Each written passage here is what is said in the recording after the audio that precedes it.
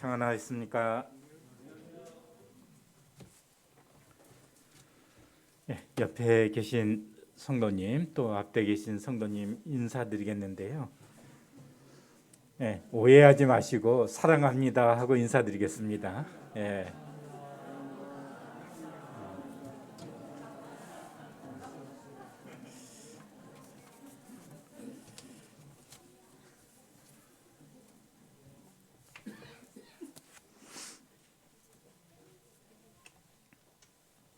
고린도후서 5장 14절을 함께 찾겠습니다.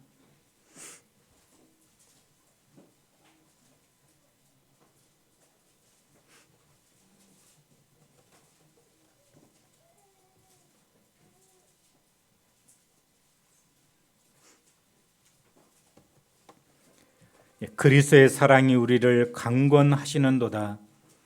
우리가 생각하건대 한 사람이 모든 사람을 대신하여 죽었은즉 모든 사람이 죽은 것이라. 그가 모든 사람을 대신하여 죽으심은 살아있는 자들로 하여금 다시는 그들 자신을 위하여 살지 않고 오직 그들을 대신하여 죽었다가 다시 살아나신 이를 위하여 살게 하려 함이라.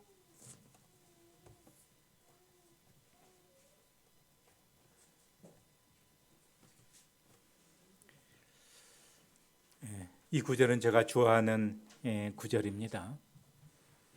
사도 바울의 생애를 생각을 하게 될 때 무엇이 사도 바울의 생애를 그와 같은 삶으로 이끌었는가 하는 것을 생각을 할 때 이 두 구절을 생각을 하게 됩니다.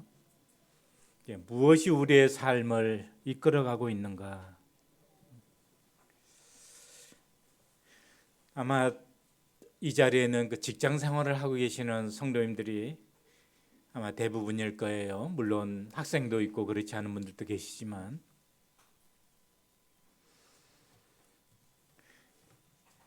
월요일 되면은 직장 나갈 때 행복하십니까? 예. 예. 답변하시는 분은 행복하신 분이십니다. 직장에 가는 것이 행복한지 아니면 명절 때 집에 가는 것이 행복한지 고향에 내려가는 것이 행복한지 아마 물어보게 되어지면 아마 이 질문 자체가 좀 우문일 것 같아요. 어떤 차이가 있느냐? 직장은 그 관계가 일 중심의 관계이고 고향에 내려가는 것은 만나는 사람의 관계가 사랑 중심의 관계이잖아요. 성경에서는 우리와 하나님과의 관계를 아버지라고 우리가 하나님을 아버지라고 부릅니다. 그래서 이 아버지라고 부르는 이 관계를 그냥 단순한 관계가 아니고 우리가 그렇게 부를 수 있다고 하는 것은 굉장한 축복입니다. 그런가 하면은 교회와 그리스도와의 관계를 신랑과 신부의 관계로 성경이 비유하고 있습니다.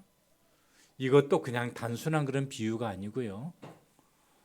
사랑의 관계를 우리에게 말씀해 주시고 있습니다. 그런가 하면은 우리가 우리 자신을 형제교회라고 그렇게 칭하고 있지는 않지만 다른 분들이 우리를 칭할 때에 형제교회다.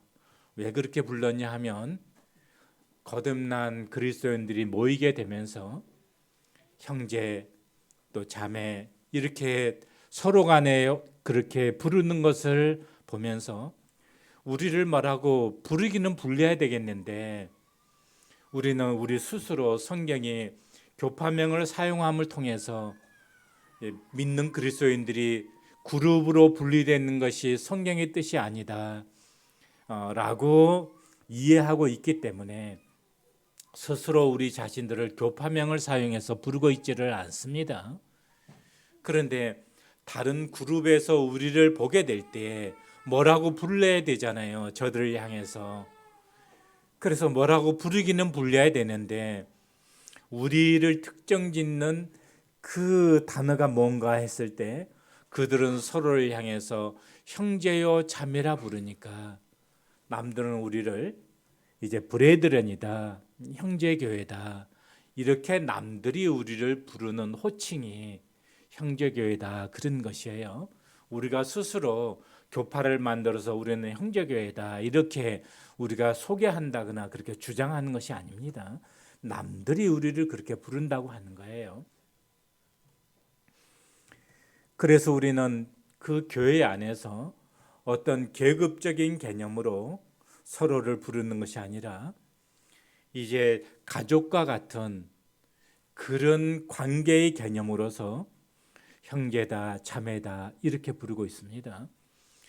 우리는 이것을 그 직임적인 의미로 때때로 우리가 부르게 된다면 혹은 목회자님, 또 집사님, 아니면은 또 부장교사님, 또 이렇게 우리가 어떤 직임적인 호칭으로 부를 수도 있다고 생각을 합니다.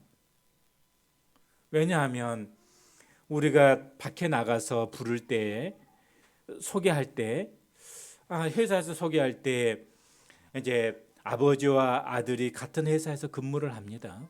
그럼 거기는 일 중심의 관계잖아요. 그럴 때 아버지를 소개할 때 그 아버지가 사장님이고 아들이 과장이라고 가정을 해봅시다. 다른 외부의 누군가가 왔을 때 우리의 아버지입니다 이렇게 소개를 해요? 아니면은 우리 회사 사장님입니다 이렇게 소개를 해요? 사장님입니다 이렇게 소개를 합니다. 그런데 가정과 같은 그런 관계 속에서 가정 안에 들어왔는데 아들이 아버지를 부를 때 사장님 이렇게 부릅니까? 아니면 아버지 이렇게 부릅니까? 아버지 이렇게 부르는 거잖아요. 그러면은 우리가 교회 안에서 왜 목사님, 왜 집사님 이런 호칭보다도 왜 형제님, 자매님 이렇게 부를까요? 우리는 교회 안에서의 우리의 중심적인 우리의 시선이 그런 일 중심의 직임 중심의 이런 시선보다는 관계 중심의 시선으로 우리는 서로를 바라보고 그렇게 생각하고 있다라고 하는 측면이 강하기 때문에 우리는 교회 안에서 목사님, 집사님, 교사님 이런 호칭보다는 그냥 형제님 혹은 자매님 이런 호칭을 사용하기를 우리는 편안해하고 또 그렇게 부르고 있습니다. 제가 이 시간에 호칭의 문제를 다루려고 하는 것이 아니고요. 우리가 이렇게 교회 안에서 형제요 자매라고 부르는 이 호칭도 그냥 단순하게 그냥 선배들이 그렇게 불러왔으니까 관습이니까 그런 문제가 아니라 우리는 실제로 형제다 자매다 하는 그 호칭 안에 그런 관계 중심의 그 의미가 담겨져 있다라고 하는 것을 생각해야 되는 것이에요. 그러면은 이 호칭 안에는 형제여 자매라고 하는 이 호칭 안에는 어떤 뜻이 담겨져 있을까요? 이것은 사랑에 우리는 정말 다른 관계와 달리 한 아버지 아래서 태어남을 입은 그런 관계라고 하는 것입니다. 그래서 계급적인 관계가 아니라 사랑의 관계인 것입니다. 그래서 우리는 하나님이 우리의 창조자이심에도 불구하고 우리는 창조자님 이렇게 부르는 것이 아니고 아버지 하나님 이렇게 부르고 있잖아요. 왜냐하면 하나님과 우리와의 관계 속에서 아버지라고 하는 단어가 그 관계를 우리에게 말씀해 주시고 있습니다. 바울이 그의 삶을 살아가는 그 모토가 있었는데 그것이 뭐냐 하면은 사랑의 이끌림을 받는 삶이었어요. 그런데 그것은 어떤 삶이냐 하면은요. 그리스도의 사랑이 우리를 강권하시는도다. 그래서 강권이라고 하는 이 원문적인 의미는 그냥 붙잡혀서 끌려가는 이런 뜻을 가지고 있어요. 그래서 이건 이끌려가는 그런 뜻을 가지고 있습니다. 사도 바울의 그 삶 자체가 그냥 의무로 일 중심에 어떤 의무 때문에 막 하지 않으면 안 되는 어떤 막 이런 그런 뜻에서 그의 인생을 살아갔던 것이 아니고요. 그는 자유자였어요. 그럼에도 불구하고 그의 삶은 그렇게 살아갈 수밖에 없었어요. 왜 그랬냐 하면 그리스도의 사랑이 그를 그렇게 이끌 수밖에 없었다는 거예요. 그래서 주님의 사랑을 깨달은 사람들은요, 막 어떤 의무를 짜내서 억지로 그렇게 살아가는 그런 삶의 모습보다는 그리스도의 사랑이 그 사랑이 우리를 이끌어가는 우리의 삶을 이끌어가는 삶인 것이에요. 그래서 우리는 그리스도께서 우리를 어떻게 사랑하셨나? 십자가의 그 의미는 무엇인가? 일전에 제가 두세 번 이 구절을 가지고 드린 그 말씀이 있습니다. 어떤 성도가 다른 그리스도인에게 물었습니다. 예수님께서 왜 십자가에서 돌아가셨는지 아냐고 구원받은 성도한테 물은 것입니다. 이것도 진짜 우문이죠. 왜냐하면 구원받았다고 하는 것은 기본적으로 예수님 십자가의 대속의 의미를 깨닫고 있는 사람들이잖아요. 그런데 그렇게 질문하신 성도는 그 대답을 듣기 위해서 질문했던 것이 아니고 그 다음에 있는 것을 말해주고 싶어서 질문했던 거예요. 구원받은 성도는 예수님이 내 죄를 대속하기 위해서 십자가에서 돌아가셨죠. 그 질문은 구원받은 성도라면 100% 누구든지 대답하는 그런 답변일 거예요. 15절 보시게 되면 그 측면보다는 그가 모든 사람을 대신하여 죽으심은 여기에서는 지금 대속의 측면보다는 살아있는 자들로 하여금 다시는 그들 자신을 위하여 살지 않고 오직 그들을 대신하여 죽었다가 다시 살아나신 이를 위하여 살게 하려 함이라. 그래서 지금 여기 고린도 후서 5장 15절의 말씀은요, 왜 그리스도께서 죽었느냐? 우리로 하여금 주님께서 우리를 어떻게 사랑하셨는지 그 사랑을 성도들이 깨닫게 되어지면 그 다음에 어떤 삶이 되어진다고요? 우리는 우리 자신을 위해서 사는 삶이 아니라 우리를 이처럼 사랑하시는 그분을 위해서 그분의 뜻 가운데 살아가는 그 삶을 살아갈 수 있도록 하기 위해서 주님께서 십자가에서 그렇게 죽으셨다는 거예요. 주님께서 십자가에서 그렇게 죽으신 것은 우리를 어떻게 사랑하셨는지에 대한 사랑의 확증이잖아요.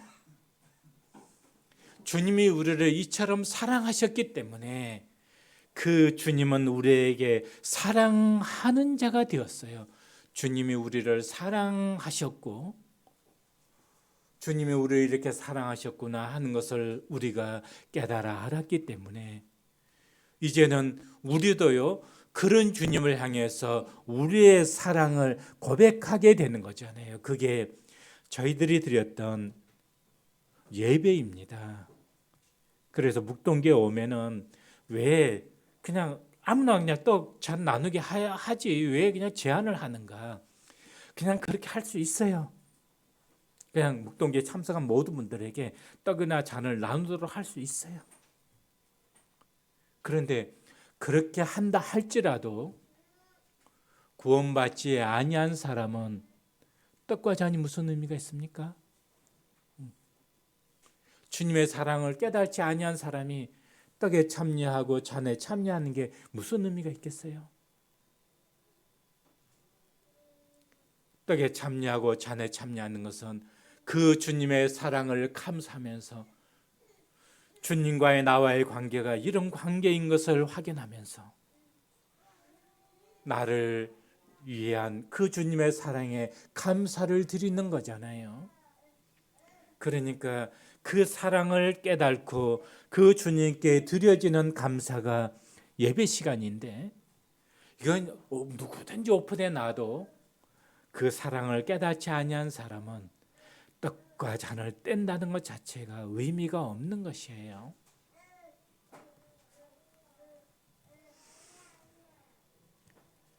바울은 예수님을 알았습니다.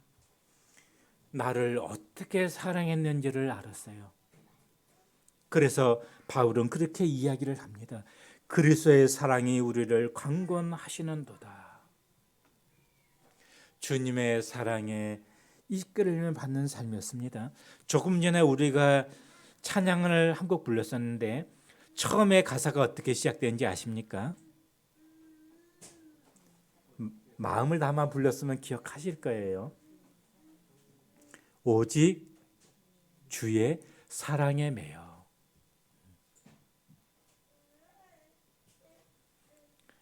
지금 바울이 지금 그것을 말하고 있는 것이잖아요. 그러면 우리는 지금 세상을 살아가고 있습니다. 세상을 바라보게 될 때 우리가 주의 사랑에 매인바 되었다면, 그 다음에 우리가 세상의 많은 영혼들을 바라보게 되면서 어떻게 보여지게 될까요? 그들을 바라보게 될 때 그들도 정말 복음을 깨닫고 구원받았으면 좋겠다, 그렇게 보여지지 않겠습니까? 하나님의 교회를 바라보면 어떻게 보여지게 될까요? 바울은 그 에베소 장로들을 초청한 자리에서 이렇게 이야기를 했습니다. 성령이 저들 가운데 너희로 감독자를 삼고, 그 다음에가 어떤 구절이 나와 있는지 아세요? 하나님께서 자기 피로 사신 교회를 치게 하셨느니라, 돌보게 하셨느니라. 그래서 그분들에게 이야기를 할 때 교회는 뭐냐? 하나님이 자기 피로 사셨다 하는 거예요. 교회의 가치를, 우리가 교회를 어떻게 바라보느냐 이 관점이 아니고요.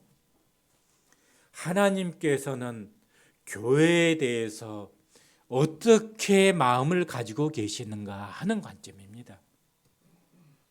하나님이 왜 십자가에서 죽으셨을까요? 교회를 얻기 위해서. 다른 말로 하면은요, 구원받은 그리스도인들이 모인 곳이 교회잖아요.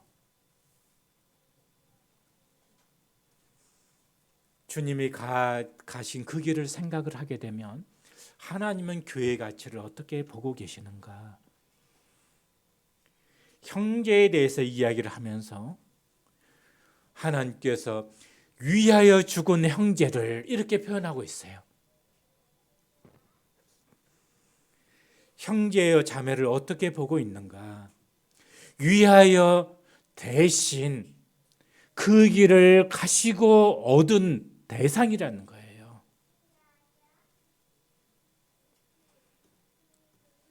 하나님께서 보시는 관점이 그렇다고 하는 것입니다. 형제를 볼 때, 자매를 볼 때 그렇다는 것이에요.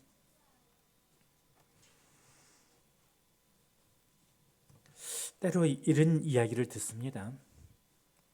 어떤 특정한 분은 이 가운데 있는 특정한 분을 두고서 한 이야기는 아니고요. 그 수요 모임에 왜 안 나온지 이렇게 물어보니까 유익이 없어서요. 오늘날에 우리의 그 생각은요, 내한테 유익이 있는가 없는가, 하는 것을 가지고 우리의 삶의 행보를 결정을 합니다. 근데 바울의 삶의 행보를 결정하는 것은 내한테 유익이 있는가 없는가, 이것이 바울의 삶의 행보를 결정했던 것이 아니고요. 주님의 사랑에 이끌림 바 되어서 그 이끌려가는 삶이 바울의 삶의 행보였어요. 교회는 뭐죠? 하나님이 위하여 자기 피로 사신 교회예요. 그러면 어떻게 하면은 성도들이 모일 때 힘을 얻을 수 있을까? 유익을 얻을 수 있을까? 이건 어떻게 하면 내가 유익을 얻을 수 있을까? 이게 아니고요. 어떻게 하면은 교회가 힘을 얻고 잘 되고 그 모임이 풍성하고 그럴 수 있을까? 그 교회에 대한 사랑이 나의 행보를 이끄는 것입니다. 성도를 바라볼 때도 그런 것이에요. 그런데 놀라운 것이 있어요. 내가 사랑하는 사람을 위해서 수고하고 고생하고 때로는 죽음의 길을 간다 할지라도 놀라운 게 있는데 행복한 거예요. 왜 행복하냐? 내가 죽을 만큼, 내가 대신 죽을 만큼 사랑하는 대상이 있다는 것이요. 이게 우리 삶에 있어서 최고의 행복 아니겠습니까? 우리 삶이 행복하지 않는 것은 뭘까요? 내가 죽을 만큼 행복한 대상이 없다는 게 우리의 삶의 서글픔이에요. 조금 힘들고 어렵고 이런 건 말고요. 물론 재물이 없고 그러면은 힘들고 어렵고 고통스럽고 그 사실이죠. 그걸 부정하는 건 아닙니다. 이건 우리의 현실의 삶이기 때문에요.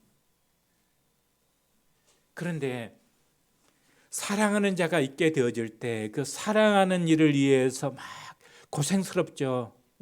힘들죠. 그런데 그래, 내가 죽지 못하는 것은 너가 있기 때문에 나는 조금 오래 살아야 돼.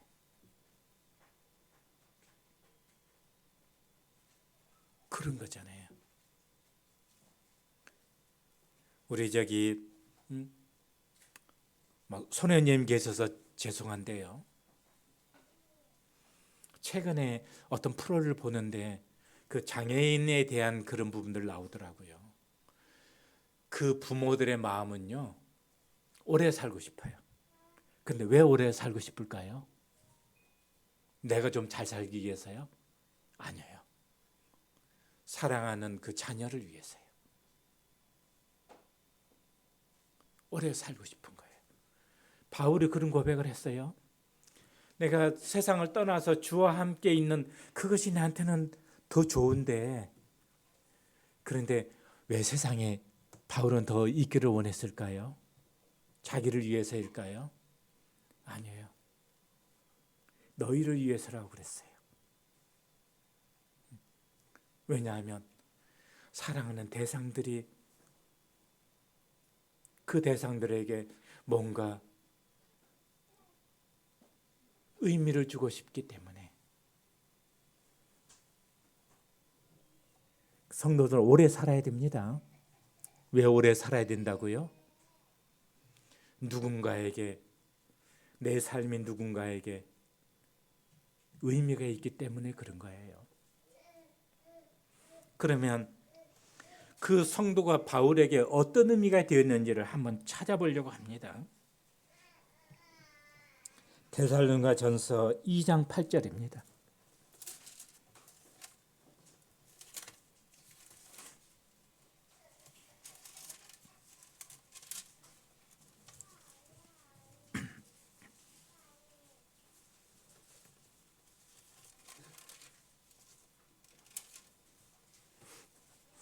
데살로니가전서는 사도 바울의 서신서 가운데 맨 처음 쓰여진 서신서입니다.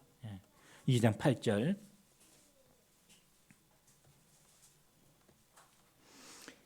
우리가 이같이 너희를 사모하여 하나님의 복음뿐 아니라 우리의 목숨까지도 너희에게 주기를 기뻐함은 너희가 우리의 사랑하는 자 됨이라.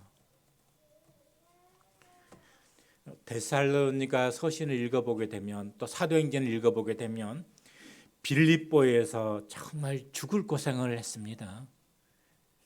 그리고 이제 그 데살로니가로 그 후에 이렇게 건너가게 되어지죠. 사도 바울이 그 복음을 전하는 그런 그 인생의 길은 막 평탄하고 뭐 모든 것이 만족되고 막 그런 길이 아니었어요.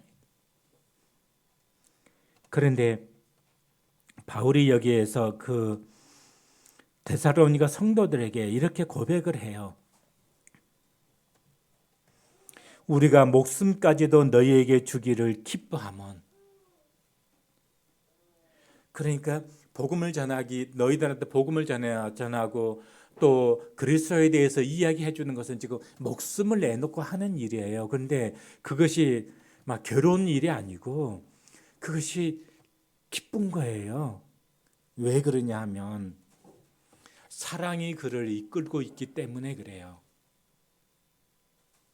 그 데살로니가 성도들이 너희가 우리의 사랑하는 자 됨이라 이렇게 지금 고백을 하고 있잖아요.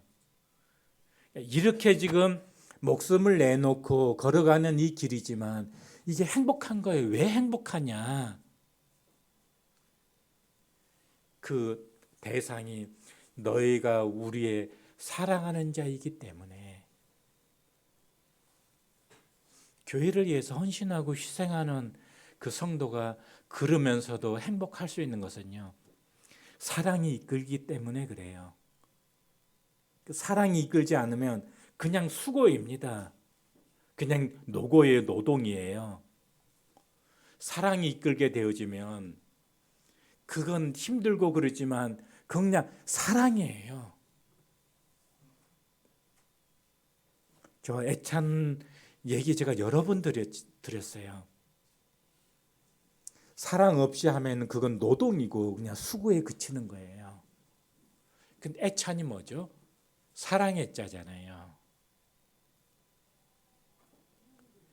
사랑이 담겨져 있으면은요, 그 음식 준비하면서 행복할 거예요. 기쁠 거예요. 왜 그래요? 주님, 저의 이 수고를 통해서 맛있게 먹을 성도들 생각하면 행복하지 않아요? 부모가 자녀를 위해서 이유식을 준비를 하면서 이걸 내가 이렇게 준비해서 우리 아이가 맛있게 먹고 튼튼하게 자랄 거 생각하면은 행복하잖아요. 사랑을 담아 막 정성껏 이렇게 준비를 하잖아요. 우리는 행복한 그리스도인의 삶을 살아야 되는데 그 가장 중요한 비결이 뭐냐 하면은요, 사랑의 이끌림을 받는 삶이어야 된다는 거예요. 근데 그게 어떻게 가능하냐? 우리 안에서 사랑을 짜내서 가능한 것이 아니고요, 그리스도의 사랑이 우리를 이끌게 된다는 거예요. 그래서 우리는 늘 주님을 생각하는 거예요. 주의 만찬 자리에 나와서 그 주님을 뵙는 거잖아요. 주님이 나를 어떻게 사랑했는지, 그 사랑이 일주일간의 나의 삶을 이끌고 갈 수 있어야 되는 거죠. 주님이 나를 사랑하신 그 사랑이.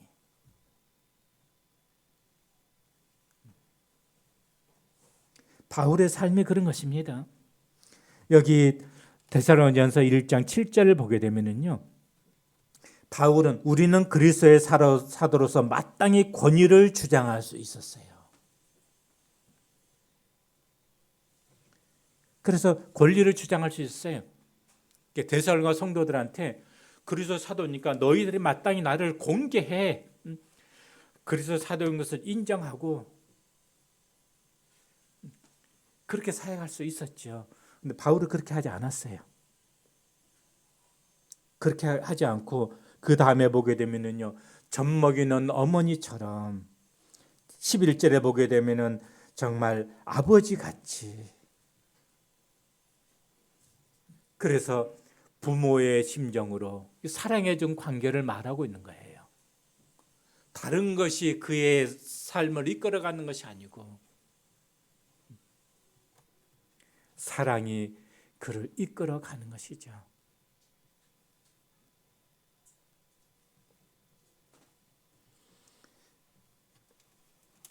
19절 20절 보시겠습니다.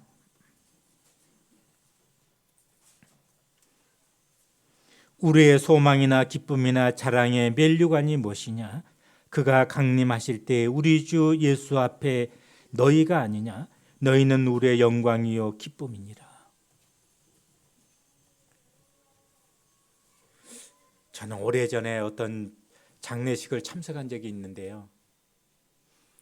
저는 그 장례식 소식을 듣기 전에 그분에 대해서 뵌 적도 없고 조남도 알지를 못했어요.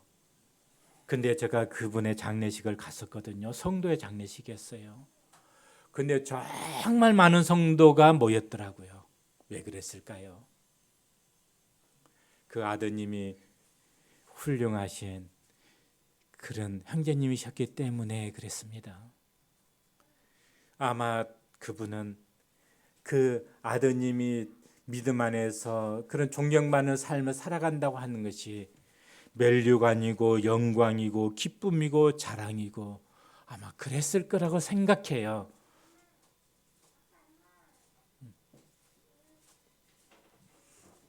바울이 정말 그 주님이 오시게 되어지면 주님을 맞이하게 될 때 나의 면류관이 뭘까? 또 그 주님을 만나게 될 때 기쁨이 어떤 기쁨일까? 또 어떤 소망 가운데 그 주님을 만날까? 그래 어떤 생각을 하게 됐냐면요. 주님이 이렇게 탁 오시는데 근데 그때 그 주님이 오실 때 내가 주님 앞에 이런 그 모습을 상상한 것이 아니고 그 주님 앞에 탁 서 있는 성도들을 바라본 거예요. 그 세상에 험한 세상을 살아가면서 그냥 실족하지 않고 무너지지 않고 죄악에 빠지지 않고 믿음 가운데 정말 아름다운 인생을 살아가다가 주님이 오실 때 그 주님을 기쁨으로 탁 맞이하는 성도들, 그 성도들을 이렇게 탁 생각을 하는데 그 모습을 이렇게 탁 떠올리는데 주님 오시게 되면 나의 면류관이 바로 그거구나.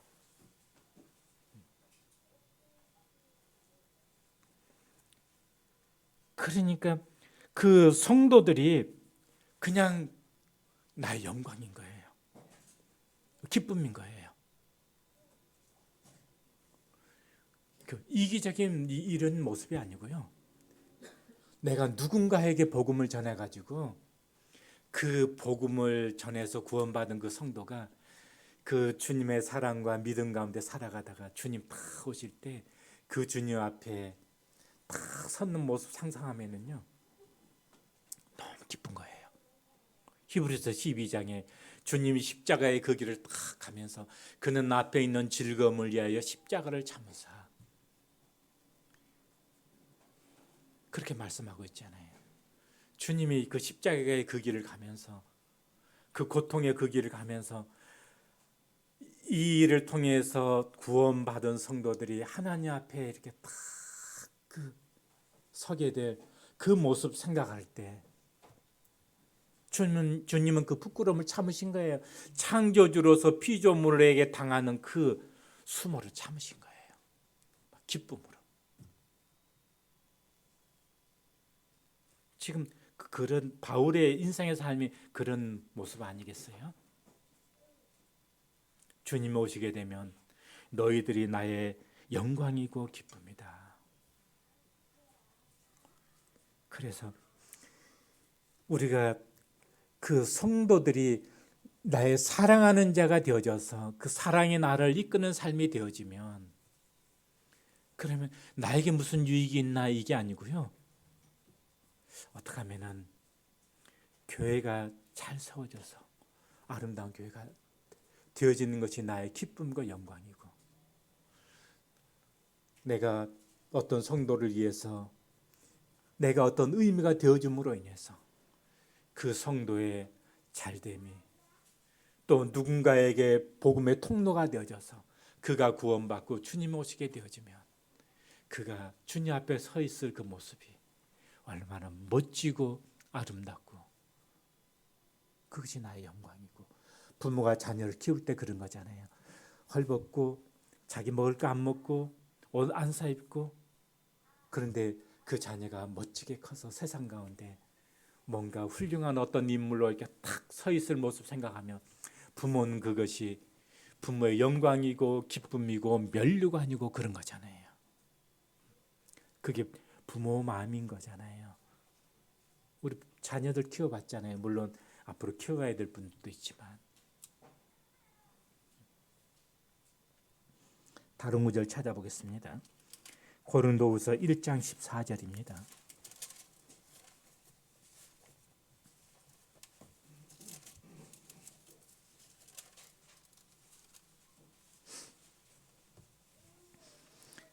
너희가 우리를 부분적으로 알았으나 우리 주 예수의 날에는 너희가 우리의 자랑이 되고 우리가 너희의 자랑이 되는 그것이라. 지금 바울이 말하는 관계가 그런 것입니다. 주님이 맞이하게 될 때, 그리고 이 주의 날에 그리스도인들에게는 상급의 심판이잖아요. 믿지 않은 사람들에게는 죄에 대한 심판이지만, 그래서 주님 오시는, 주님 맞는 그날에 내 자랑이 뭘까? 그냥 성도가 내 자랑이 되는 거고, 나는 그 성도에게 내가 자랑이 되어지는 거예요.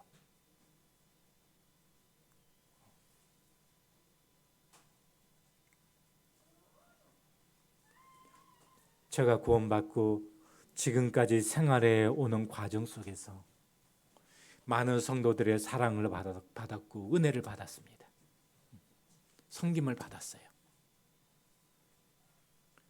주님 오시게 되어지면은 저는 그 성도에게 자랑이 될 거예요. 그러면 또 저의 자랑은 뭘까요? 그 주의 사랑에 이끌림 바 되어서요, 성도를 위해서 혹은 교회를 위해서 혹은 복음을 위해서 무언가 제가 사랑에 이끌림 바 되어져서 했던 그 삶이 있다면, 그리고 그 열매로서 구원받아서 주님 앞에 딱 서 있는 어떤 모습 보게 되어지면 그게 자랑이 되지 않겠어요?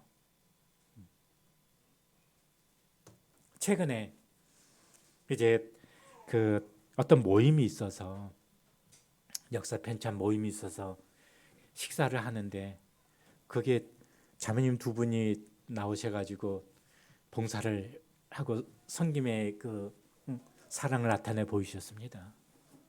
근데 그 자리에서요, 그 자매님이 이렇게 얘기를 했어요. 형제님 참 감사해요. 왜냐하면 그때 그 몇십 년 전에 형제님이 제게 복음 전해주셔서 제가 구원받았어요. 제가 막 저 자신을 우쭐하려고 뭐 그런 마음 가졌던 건 아닌데, 그게 저한테 자랑이 됐어요. 그 자리에서.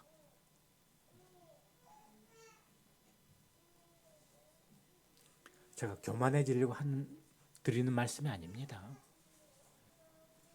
우리는요, 서로 사랑의 관계 속에서, 사랑의 이끌을 받는 삶 속에서 나는 너의 자랑이 되고 너는 나의 자랑이 되는 거예요. 고린도서 3장 2절을 보시겠습니다.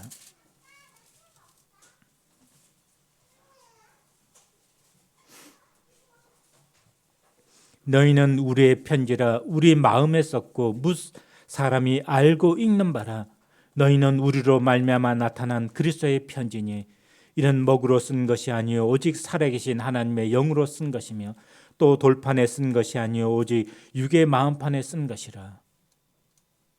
이게 뭐냐 하면은요. 3장 1절에 보게 되면은 청거서 문제예요. 바울은요. 복음 전함을 받음에 있어서 직접 하나님으로부터 부름을 받아서 그 복음을 전하는 그 길을 그 인생을 살아가고 있거든요. 근데 당시에 이제 가짜 교사들도 일어나고 또 다른 목적으로 행하는 일들도 있고 그랬기 때문에 어느 지역에 갔을 때 사도들의 청거서를 가지고 가면 그 청거서가 인정을 받는 것이 되어졌어요. 근데 사도 바울은 지금 청거서를 지금 가지고 행한 것이 아니었었거든요. 고린도 교회에서 바울이 지금 그 사도의 일을 행하고 있는 것에 대해서 인정하지 않으려고 했던 사람들이 있었어요.